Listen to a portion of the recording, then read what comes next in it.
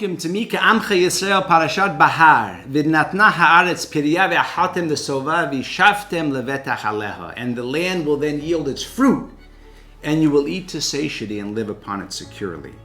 One of the many berachot in the Torah promises us an abundance of wealth. It's interesting that it's followed by a second blessing, that we not only be blessed with wealth, but we will be satisfied with it. Rashi points out that the real blessing is the ability to enjoy what we have and to be satisfied with less. Without the blessing of satisfaction, we may never realize how much we really have. We may be so driven to acquire and consume more and more, never achieving the peace of mind to enable us to stop and just say thank you.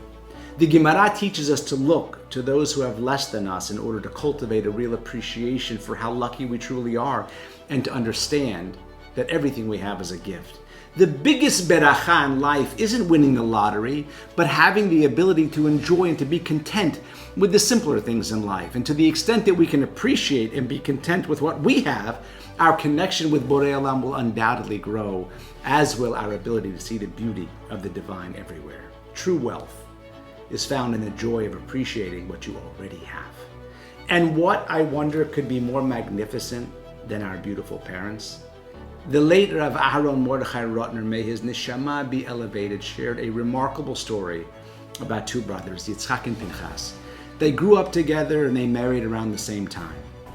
Pinchas was blessed with a baby boy a year after his marriage and a baby girl 2 years later, while Yitzchak remained childless despite being married for over 3 years.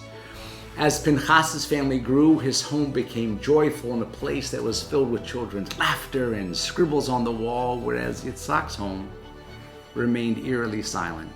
Pinchas was deeply troubled by his brother's plight, and he often asked his wife, "What else can we do to help Yitzchak and his wife have children?" Years passed, and Yitzchak's wait continued. Meanwhile, Pinchas had dedicated himself to care for a lonely orphan girl, and eventually arranged her marriage, covering all the wedding expenses and ensuring her well-being. At the peak of his happiness, seeing the orphan Kala under the chuppah, Pinchas spontaneously prayed, "Heavenly Father, if I have earned the merit of establishing a Jewish home tonight, if I have gained the privilege of helping this unfortunate orphan build her life, I transfer this merit to my brother, Yitzchak ben Hayalea. May the one who holds the key to life open the gates of heaven and grant him the joy of holding a child soon." Late that night, after the wedding celebrations had faded, Pinchas returned home and went to sleep. Now, had this story not been shared firsthand, it would have been difficult to digest. I say that.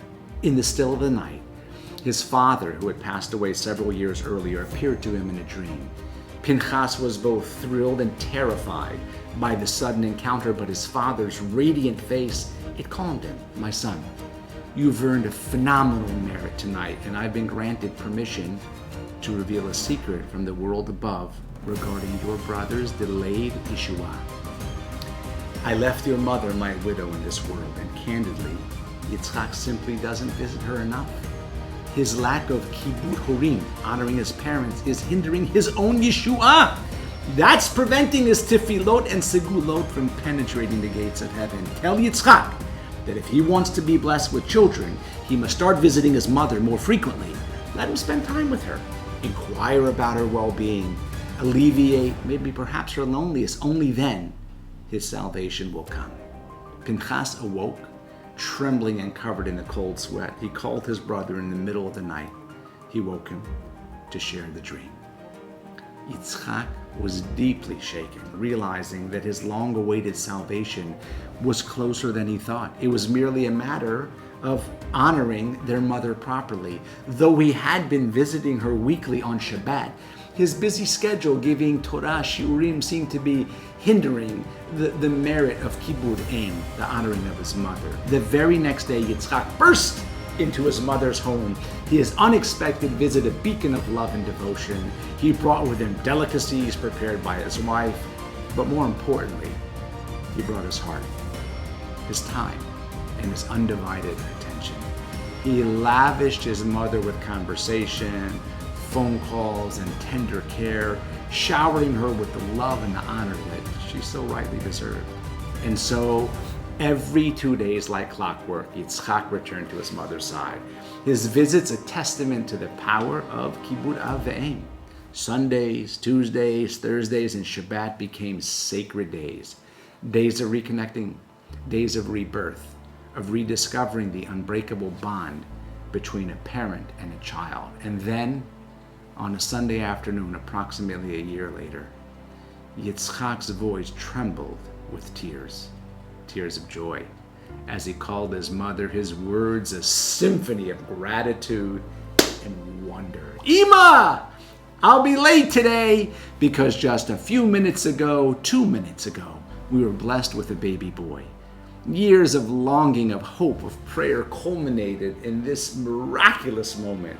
As Yitzchak cradled his newborn son, he whispered a name that would become synonymous with the power of Kibud Av Ve'em, a baby born of the unbreakable bond between parent and child.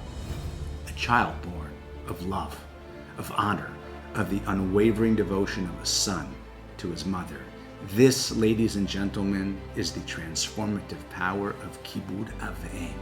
This is the miracle that unfolds when we prioritize our parents, when we honor them with our time, our love, and our very being.